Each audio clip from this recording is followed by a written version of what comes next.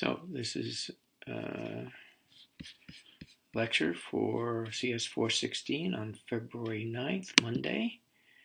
Lecture is going to be recursion. And this is what tomorrow's lab will be, and it'll be useful for you to have some exposure to that before you go into lab. So recursion is a way of thinking about problems and how to solve problems.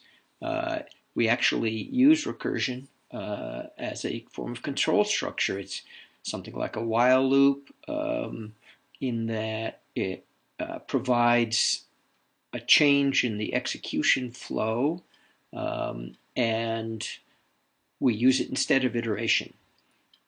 It's also a way of thinking about data structures. A little later on in the semester, we'll talk a lot about trees and other kinds of data structures that are very naturally expressed and processed as in a recursive way. So what is recursion? Well, in mathematics, probably most of you at some point or other have been exposed to a definition of a function that uses the function itself. One of the most simple ones is the factorial. We say that the factorial of the value 0 is defined as 1, and the factorial for any other number n that's positive, any other positive number n greater than or equal to 1, is n times whatever the factorial of n minus 1 is. So it's a nice, concise, short specification that is very unambiguous, except if the number is less than 0. And in fact, this definition, the function is undefined. We just don't know what it means if n is less than 0. In a mathematical specification, if you do not specify parameter values, it means the function is undefined for any values you'll express. In programming, the equivalent of recursion happens when a method calls itself, or actually method A could call method B, which then calls method C, and C calls A. That's a two-way recursion. But for simplicity, and usually when we come up with recursive algorithms, it's most easy to do that by simply saying that a method will call itself. So we can implement the factorial expression or definition in mathematics as a recursive method. Factorial takes the parameter n. If n equals 0, it returns 1. Otherwise, it returns n times whatever the result of factorial n minus 1 is. It's almost a one-to-one mapping from the math specification to the computer program that implements it. It's concise, it's compact. Except we have, with programs, it's a little more complicated to say, well, it's undefined if n is less than 0. If n is less than 0, this piece of code will loop infinitely. So it really should throw an exception if n is less than 0, or at least make the test and not go into an infinite loop. So how do we look at iteration compared to recursion? Well, let's take a simple iterative method that prints a line that contains numbers that start at n and go down to 0. So here's a simple little countdown. It takes the parameter num. While num is greater than or equal to 0, it prints the number plus a space. It decrements num by 1, and when it's all done, it prints a line. So if you passed 5, you should get 5 space 4 space 3 space 2 space 1 space 0, because it will print the 0 out. Okay, so here we have a loop that decrements num until it gets to 0, printing out on the line. So how might we look at that differently? Let's delete the loop. Okay, we'll remove the loop. We'll still have our method, and we're still going to do our out.print for the number. After printing the number, which would be the first time through the loop for the while version, we're now going to call countdown again, the same method, with one number less, with number minus 1.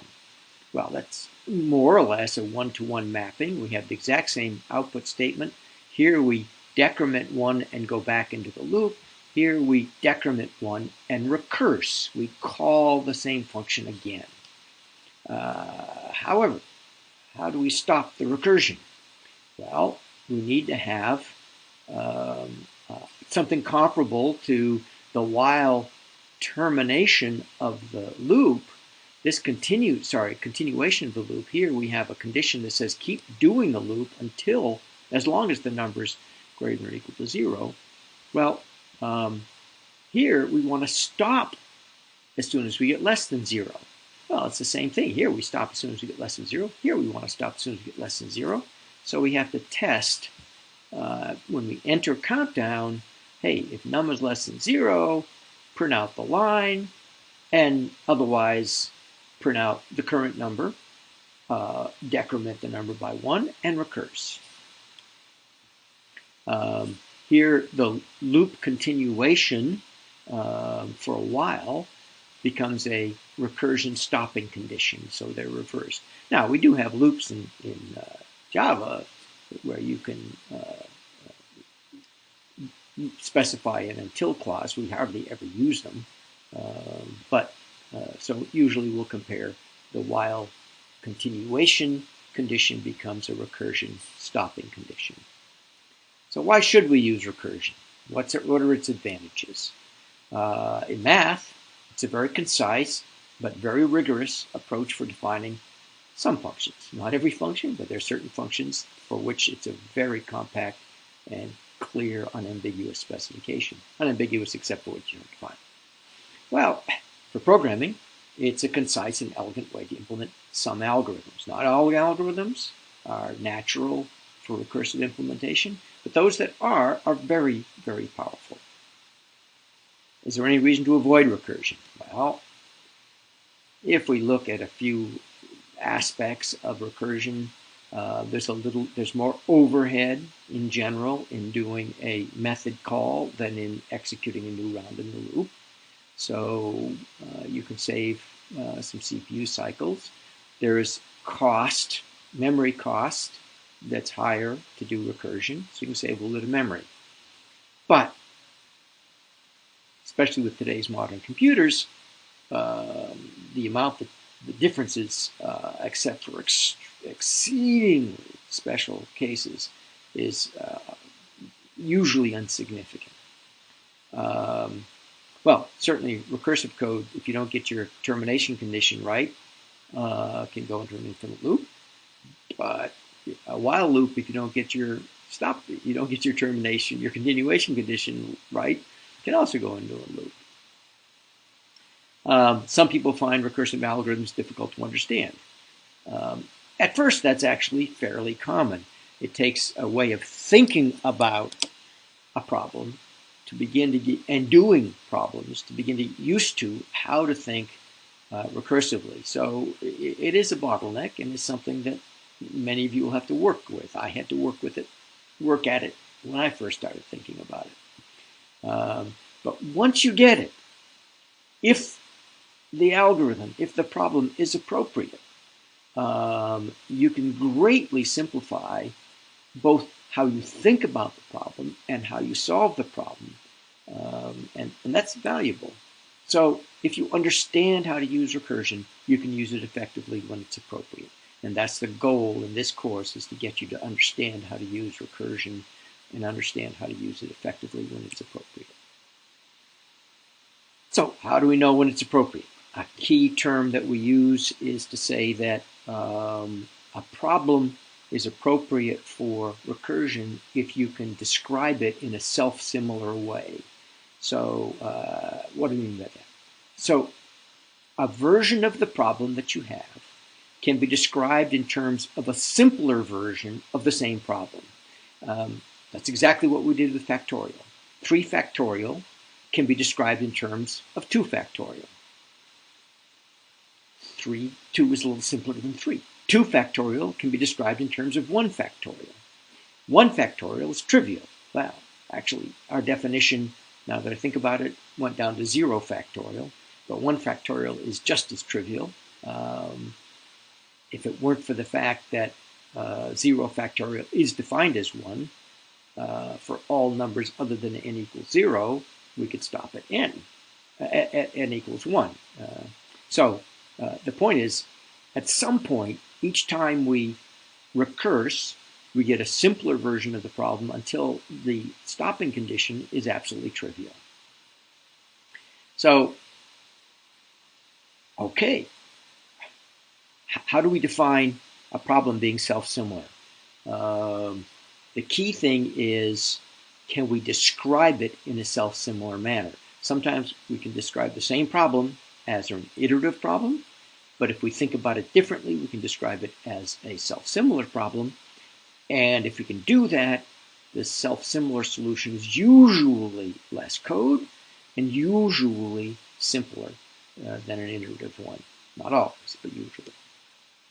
So here are the recursion basics. In order to use recursion, you have to have a self-similar problem description, and you have to have a base case that can be solved trivially by itself without doing self-similarity, without a recursive call. And if you're not at the base case, you have to have a way of simplifying the problem that you do have into a version of the problem that is closer to the base case. We need to know that this recursive solution is converging and getting closer and closer to the base case. We also need to have a programming language and a runtime environment that supports that, but that's not very complicated in today's world. To do that, we need to think in terms of having multiple copies of a single method, because if method factorial can call method factorial, and method factorial has some data members in it, we need copies of each one of those because each one has to have its own copy. That's very important. We do this with something we call activation records. It's part of the compiler of the language and the runtime support for the language, and we'll come back to activation records later on. So here's another simple example. And I'm not going to give you the answer to this. I want you to work it out yourself and see if you can come up with the right answer. So here's a simple little algorithm. We test if n is 0, we return 0. Otherwise, we take the modulus of n and we add to it the function of calling f with the integer divisor of n by 10. So try some examples, walk through them, and see if you can figure out what the answers to f of 32 and f of 169 or f of any value. Here's another one. Look at this one. Try to figure out what values this has. It takes two parameters. What is g3, 2 and g2, 5? Notice that in this particular example, we actually have two base conditions. All right. Here, if the number 2 is less than 0, that's one base condition, and the solution to that is 0. If number 2 is exactly equal to 0, the base case is 1. Otherwise, the self-similar case takes the first parameter and multiplies it by the recursion on the first parameter with the second parameter decremented by 1. So, again, figure out, walk through what this function would return if you call it with 3, 2 and with 2, 5. We can also do some recursive algorithms using strings. So suppose you want to take a string and return the reverse character string from the input. So we have a string function. It takes a string as a parameter and it's supposed to return the character by character reversal of the input parameter. Okay, what's the base case? What string, when can we stop? What string is a reverse of itself? Well, if you only have one character in the string, it is a reverse. or if you have no characters in the string. If you have an empty string, the reverse of an empty string is an empty string. So again, we have two base cases, when the string has one character and when the string has 0 characters. Well, that's easy enough to incorporate into a single base case in the code. If the word length, if the parameter length is less than or equal to 1, we've reached the base case. And the base case, the parameter passed in is the reverse of itself. So whether this is a null string with 0 characters or a 1 character string with 1, the return value is the same. Otherwise, we have our self-similar case. Okay, well, so we have to think a little bit about how to solve this problem in a recursive way. Well, what if we take off the first character, character 0, reverse all the rest of what's left. When we come back from having reversed the rest, then we take the first character and put it in. It was at the beginning, now we put it at the end. Okay, so we extract the first character from the word. That's the word, the character at position 0. We get the rest of the string, that is everything beginning with character 1, and then we reverse the rest of the string, and then we concatenate the first character at the end. This approach is pretty common, and what we have to think about here is, while you're trying to work this out, you have to have this notion that I'm writing this code, but I'm assuming that it already works. So I'm assuming when I write this code that I've done it correctly, so that I know how, if I know how to do a reverse of a 10-character string, I know how to do a reverse of a 9-character string. So I'll take my 1 character off from the front. I know reverse of 9 works, so I'll call that, and I'll take my 1 character and put it on the end. Now, we have here a very short form of this longer specification. I like the idea initially anyway of presenting the algorithms in a very clear, straightforward, one step at a time. But once you get used to it, once you understand the problem, you can make it more compact if you wanted to. So here we're just all in one expression. We're doing everything we did in 3 lines here. Don't worry about trying to do this. Get this, understand the algorithm first when you're doing something like in the lab tomorrow. All right, here's another one. Let's write a recursive function that will calculate the modulus remainder. So we're going to pass in an input value that we want to divide by some other divisor, and ultimately we want to return the leftover from the integer division. Okay. Well, if the value that we're dividing is less than the divisor, then the modulus of that is the value itself. Right? That's a base case. So we can just return the value. Otherwise, well, what is division? Division is how many times does the divisor fit into the number? Well, we know that the divisor is greater than or equal to the value here. So that's 1 time. We're not doing the division, so we don't have to remember how many times we do this.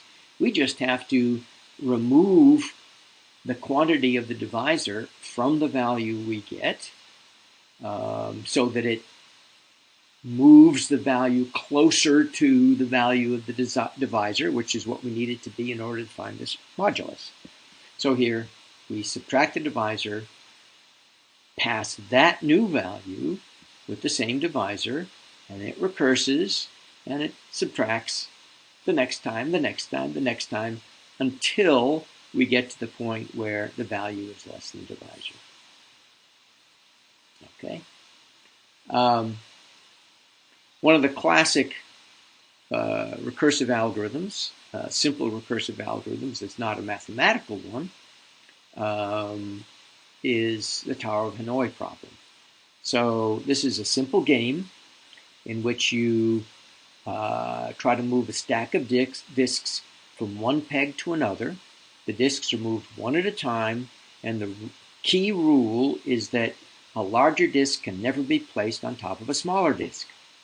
So the question is, with 4 disks here, you have to move the little one onto an empty peg, move this one onto an empty peg, take the little one here, move it on top of that one, and so forth.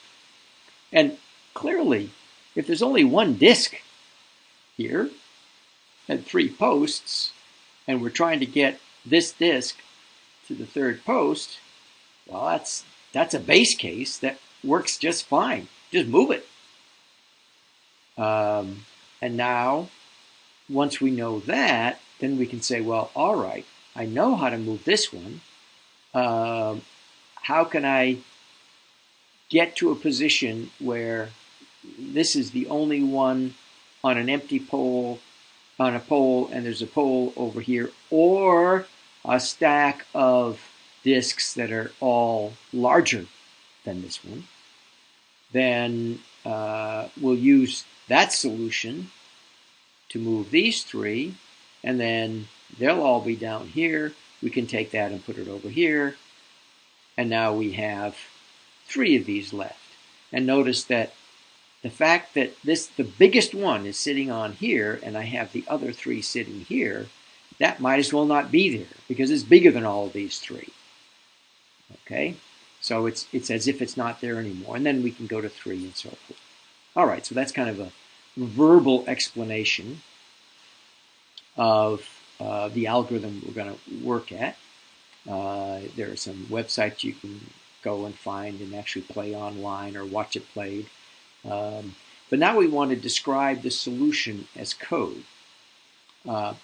And if you try to come up with a non-recursive solution to this problem, you'll spend a long time thinking about it. It's hard. It's not at all easy to think about this with a non-recursive algorithm. Unless you have the recursive algorithm in your brain, you can certainly write non-recursive code to make it work. But to think of the algorithm, it's really hard. So here is a recursive algorithm.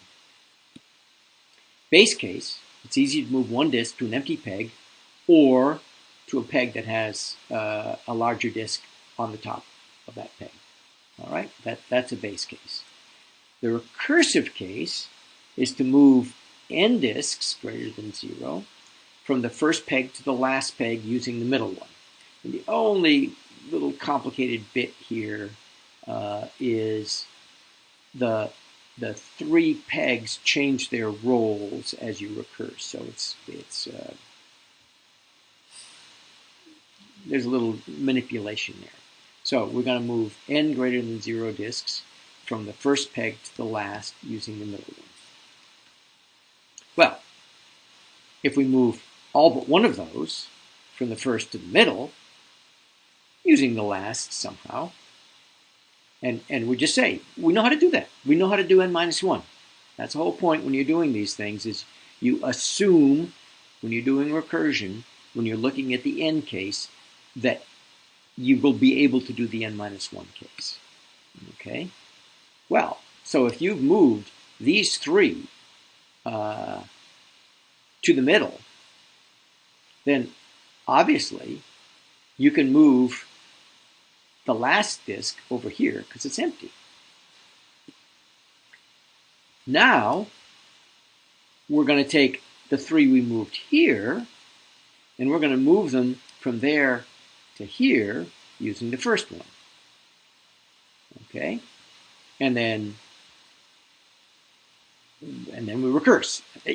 Again, you just assume that if I can do it for n-1, I can do it for n. And again, it works because once you get the largest to the target peg, that peg becomes empty. for all the rest of the steps. And as soon as you move the two largest to a peg, then that peg becomes empty in terms of the problem you have left. So let's convert that algorithm to Java code. Okay, move is the key operation. There are two versions. Recursive case, you move n-1 disks from A to B using C. What are its parameters? Number of disks to move, the source, the destination, and the work peg. So this is a little bit of bookkeeping we have to maintain in order to make this work. So there's our call. Move n pegs from the source to the destination using the work. And the base case is move a disk from A to B. Okay, so that's move from source to destination. So here we go. Here's our code. If n equals 1, n equals 1, that's our base case. We invoke the other version of move, which just says we don't need the, the work peg, just move the one guy we have from source to destination. Otherwise, we're going to move the top n-1 from source to the destination. From our input source to our work destination, for our work pegs, our input source peg to our input work peg to the destination. And then once we've done that, then all we have to do is move the one peg that's left on the source to the destination. All right, because all the n-1 are all in work.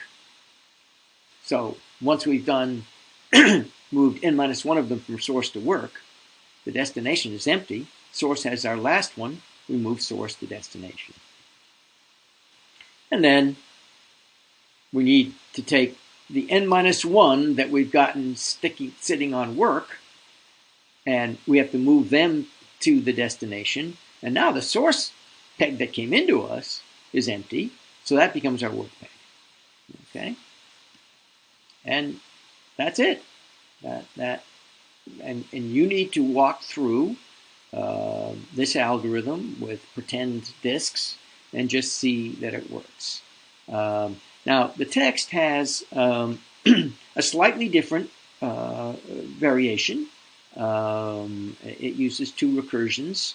Well, this uses two recursions too, but it's slightly different.